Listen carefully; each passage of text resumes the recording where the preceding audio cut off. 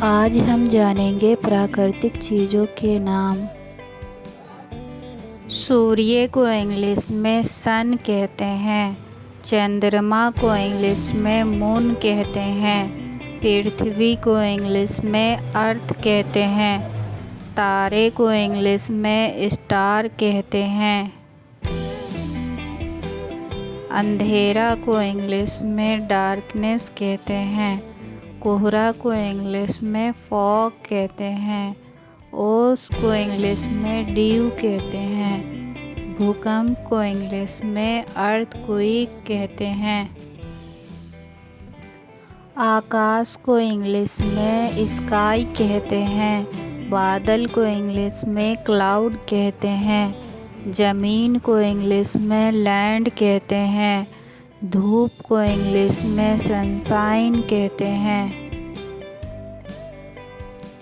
जंगल को इंग्लिश में फॉरेस्ट कहते हैं। नदी को इंग्लिश में रिवर कहते हैं। झील को इंग्लिश में लेक कहते हैं। पहाड़ को इंग्लिश में हिल कहते हैं या माउंटेन कहते हैं। जल या पानी को इंग्लिश में वाटर कहते हैं। वायु या हवा को इंग्लिश में विंड या एयर कहते हैं। आग को इंग्लिश में फायर कहते हैं। मिट्टी को इंग्लिश में सॉइल कहते हैं। आंधी को इंग्लिश में स्टॉर्म कहते हैं। चक्रवात को इंग्लिश में साइक्लोन कहते हैं। खाड़ी को इंग्लिश में बे कहते हैं।